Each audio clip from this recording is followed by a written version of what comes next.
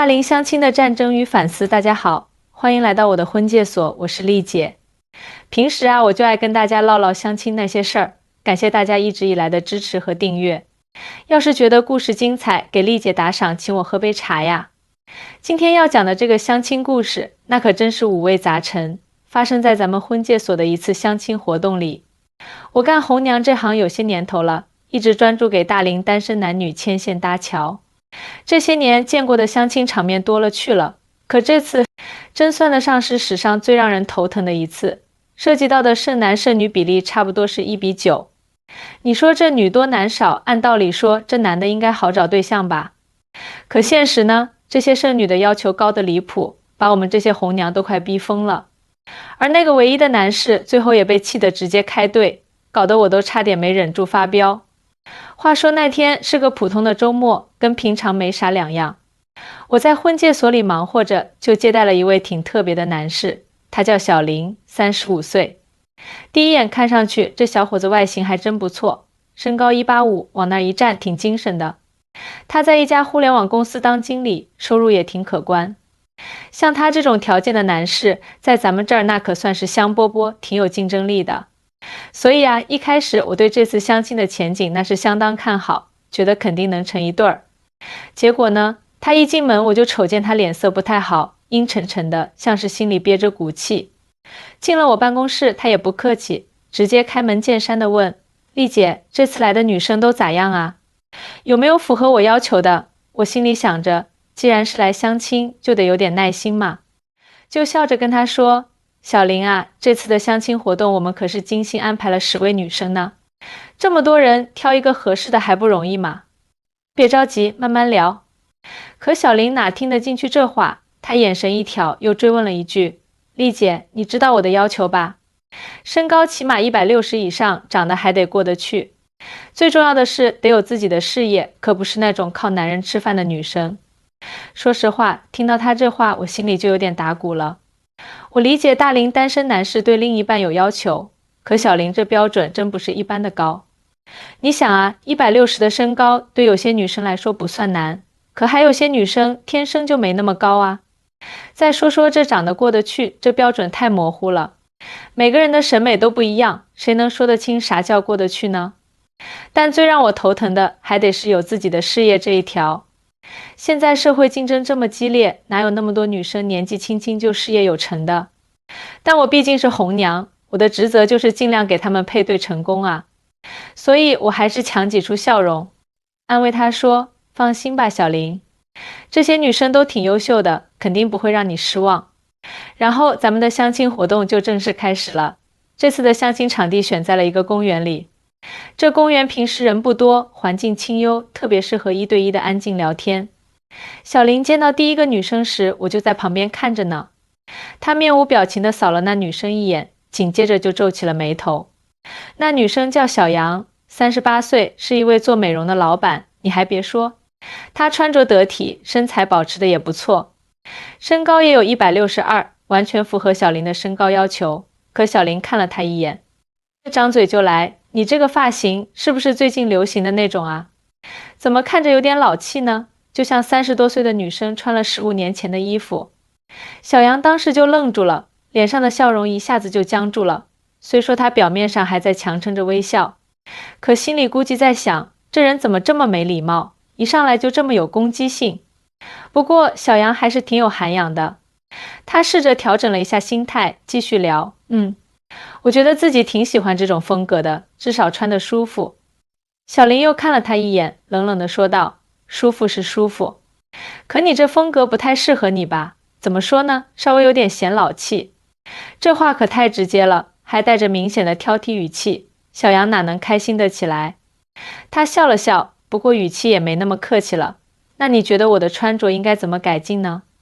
小林这次倒是显得挺自信，好像自己是时尚专家似的。如果能换成一些稍微现代一些的衣服，打扮的年轻点，我觉得可能会更好。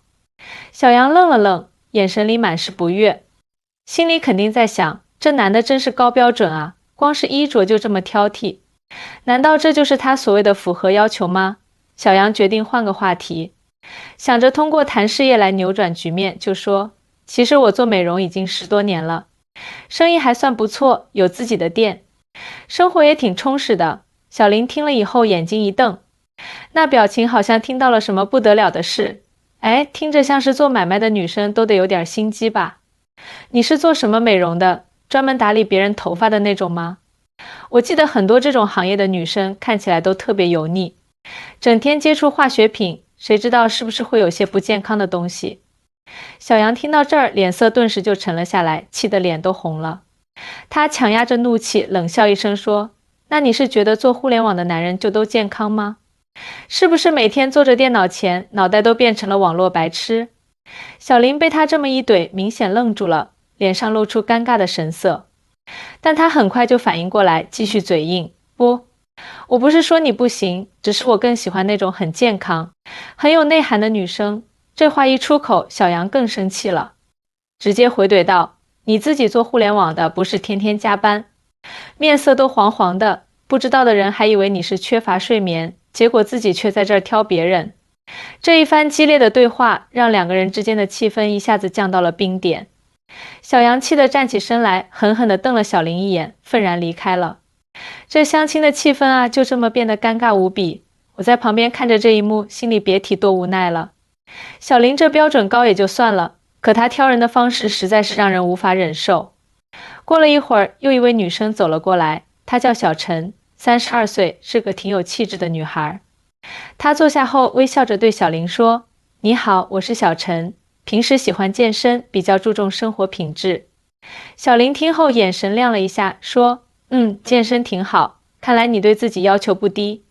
可他这后半句又让人失望了。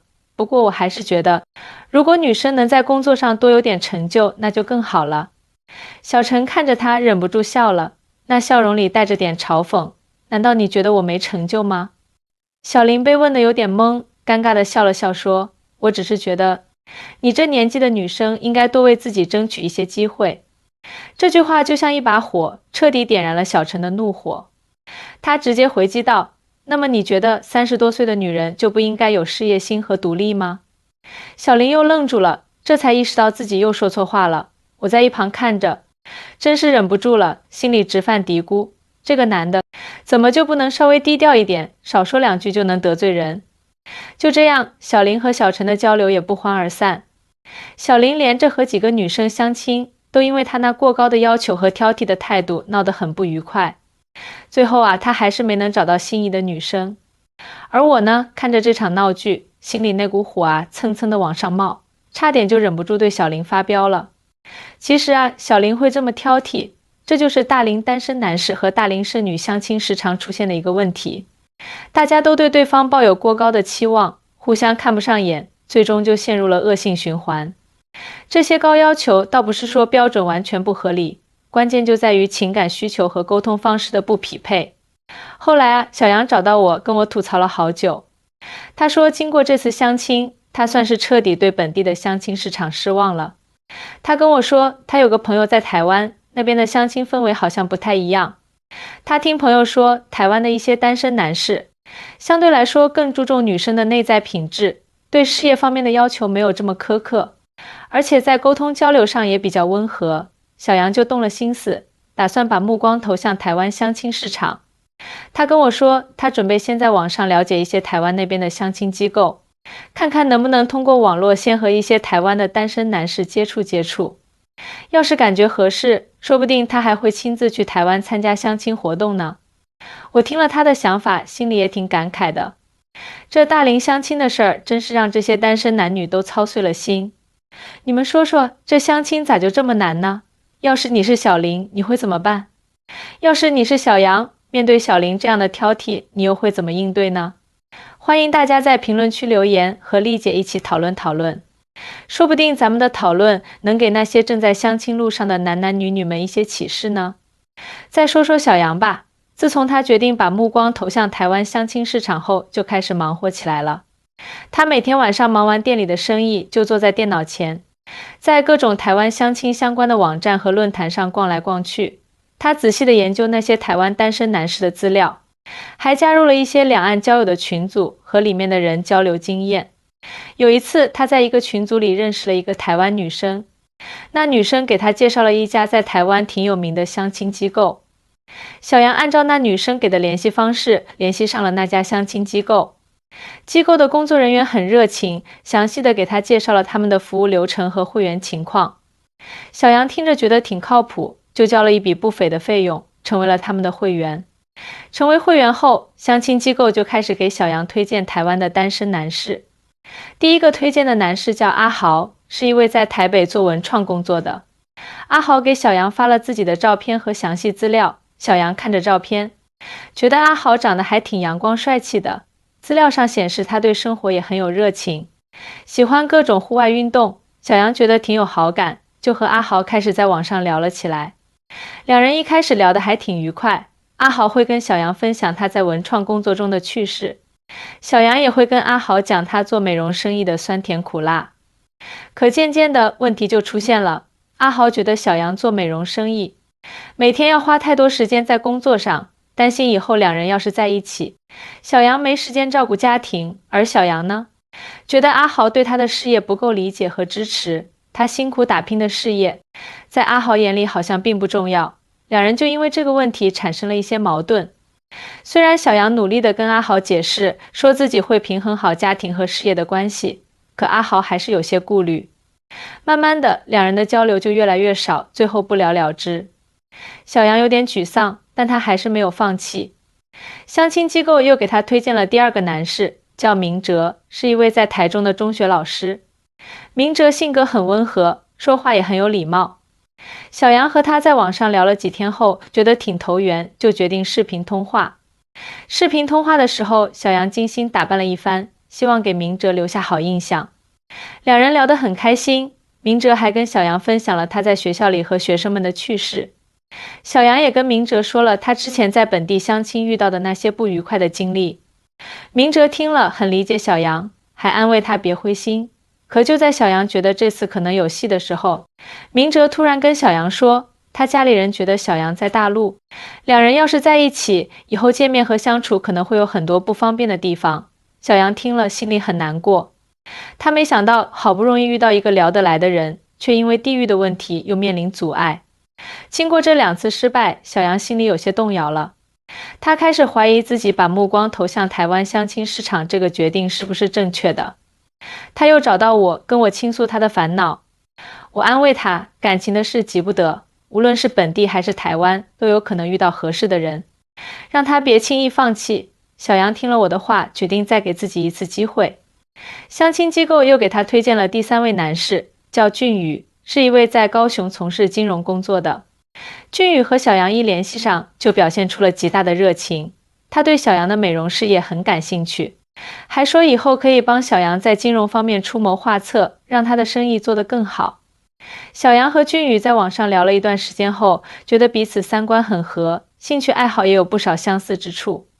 俊宇还提出他可以找个时间来大陆和小杨见面。小杨听了既开心又有些紧张，他精心准备着见面的一切，期待着和俊宇的见面能有个好结果。终于到了见面的那天，小杨早早的就到了约定的地点。他穿着漂亮得体的衣服，画着精致的妆容，心里七上八下的。不一会儿，俊宇出现了。他本人比照片上还要帅气，穿着一身休闲西装，面带微笑，看起来很有亲和力。两人一见面都有些羞涩，但很快就聊开了。他们一起在附近的商场逛了逛，又去吃了一顿浪漫的晚餐。晚餐的时候，俊宇很绅士地帮小杨拉椅子，点菜的时候也很照顾小杨的口味。小杨觉得俊宇就是他一直在寻找的那个人。晚餐结束后，俊宇送小杨回家。到了小杨家楼下，俊宇看着小杨，眼神里充满了真诚。他说：小杨，今天和你见面我真的很开心，我觉得我们很合适，希望我们能有进一步的发展。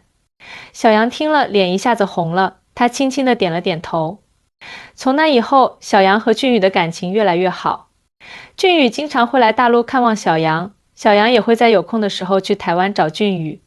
两人一起规划着未来，打算等感情再稳定一些，就考虑结婚的事情。而小林这边呢，自从那次相亲失败后，他也反思了自己的行为。他意识到自己之前的要求确实太高了，而且在相亲过程中说话的方式也太伤人了。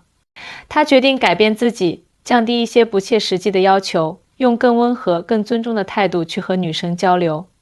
经过一段时间的调整，小林又来到了我的婚介所。我看到她的改变，心里很欣慰。这次我给她介绍了一位叫小敏的女生。小敏33岁，是一位小学语文老师。她性格温柔、善良大方。小林和小敏见面的时候，她表现得很有礼貌，脸上一直带着微笑。两人先是聊了一些工作上的事情。小敏跟小林分享了她在学校里和孩子们相处的点点滴滴。小林听得津津有味，还不时地发表自己的看法。小林也跟小敏说了他在互联网公司的工作，小敏对他的工作也很感兴趣。接着他们又聊到了兴趣爱好。小敏说她喜欢看书和旅游，小林眼睛一亮，说他也很喜欢旅游，还去过很多地方。两人越聊越投机，都觉得彼此有很多共同话题。这次相亲结束后，小林和小敏都对对方留下了很好的印象。他们开始频繁的约会，感情逐渐升温。后来，小林和小敏手牵着手来到我的婚介所，跟我说他们打算结婚了。看着他们幸福的样子，我心里别提多高兴了。通过小杨和小林的故事，咱们就能看出来，相亲的时候，双方都得把心态放平和，别对对方要求太高，要学会理解和包容。沟通的时候也得注意方式方法，别一开口就得罪人。大家觉得呢？要是你在相亲过程中遇到类似的问题，你会怎么做呢？欢迎在评论区留言和丽姐一起讨论哦。说不定你的经验能帮到更多正在相亲路上的朋友呢。